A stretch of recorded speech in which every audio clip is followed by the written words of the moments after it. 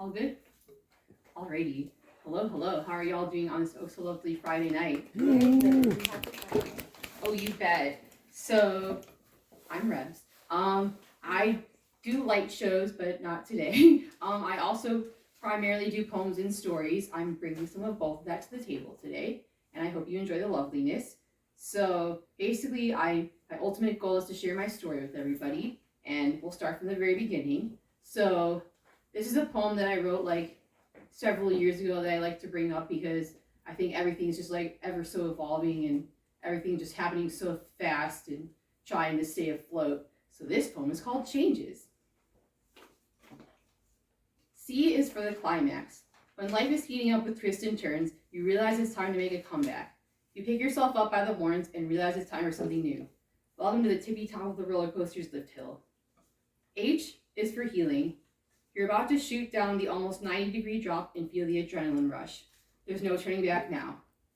To get better is to be in the present moment and seek. Please take care of yourself. You're not on this ride alone. A is for taking aim. Controlling where the next shots are fired. The air is what keeps you alive. Don't forget to breathe. N is for negating. Not being negative, but eliminating wasted people or space from your life. Sometimes less is more, but make sure your glass is half full at all times. G is for goodbye. Good game to the haters, good game to the ones who think you're too much, and goodbye to those who don't care. You are worthy of sharing your adventures with those who genuinely want to join in on the fun.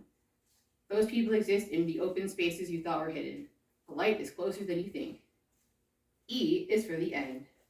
The end to this old pile of garbage, and hello to a new world and a new beginning. The starting over shall commence and continue. Time to embrace it. Thank you very much.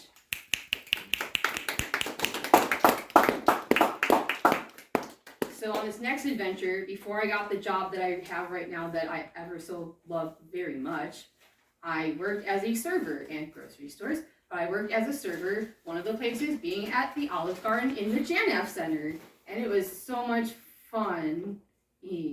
Not. So basically, there were some days where I made like very little money and got screwed over. So this is a story of my Olive Garden misadventures called Party at the Gardens. An hour later, I finally get my first table of the night. A one-top at my favorite table, number 130. I'm working from 5 to 11 p.m. on another beautiful Saturday night. Hello, how are you doing today? My name is Rebs, and I'll be helping you out today. May I start you off with anything to drink or any appetizers for today? If you're hungry, I recommend the fried shrimpies, and if you're thirsty, I recommend the Italian margarita. The guest replies, can I have the water with extra lemon and the unlimited soup, salad, and breadsticks with the chicken ganache soup? Sure, I guess. I'll be right back after these messages. Well, I don't say sure, I guess, but you know what I mean. And also, not the soup and salad and breadsticks, and not the chicken and gnocchi soup. So I run to the drink station and grab a dirty glass that needs to be cleaned. Clean the glass, grab the water and a cup of lemons, and bring it to the table. Next, I run to the kitchen to try grabbing the breadsticks, and of course, the drawer is empty. I then prepare the big ol' salad. Lettuce, black olives, pepperoncini peppers, red onions, tomatoes, dressing, and croutons. I grab the soup and put the soup on a soup liner on the tray with my salad and plates.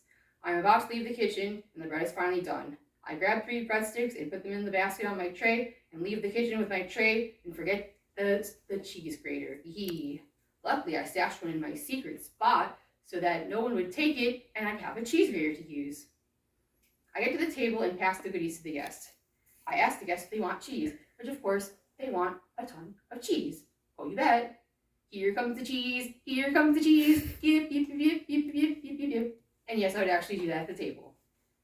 By the time I hand out the first meal, I am seated again. Another one-top. A man who nobody wants to help out because he smells really bad, has no manners, takes his socks off in the main dining area, is notorious for not tipping, and orders 5 people's worth of soup, salad, and breadsticks, and is probably also homeless. Rinse and repeat. What I did for the first table, except I bring extra portions to this guy to avoid having to run back to the kitchen 800 times, chasing the soup, salad, and breadsticks demons, and hoping this guy's nice to me. It's 11:15 p.m. It's finally time to go home. Guess how much money I made? $47. However, I must say, thank you so much to the lovely bartender for helping me find my apartment. Thank you so much to the lovely coworkers who dealt with me and my crazy moods and struggles to stay afloat. And thank you oh so much for being my friend. Deuces. Thank you so much for coming. Have a lovely, terrific evening. And don't let the stupid tablet hit you on the way out. Thank you very much.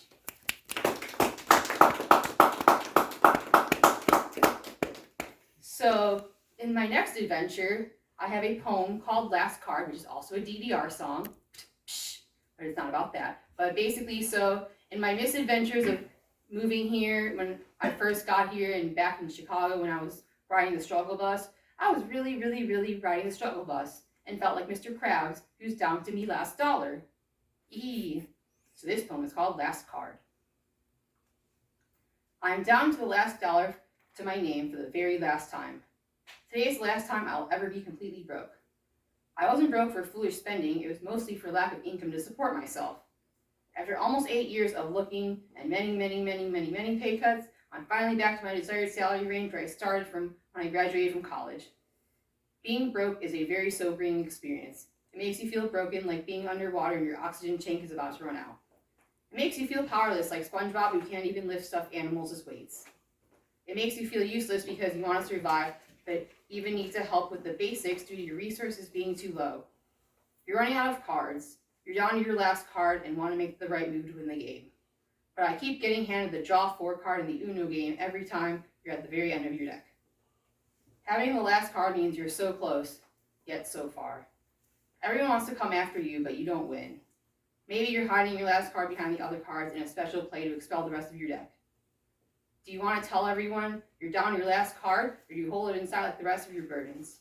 Do you want to hold on to your last card like it's your last dollar, or do you want to try for more?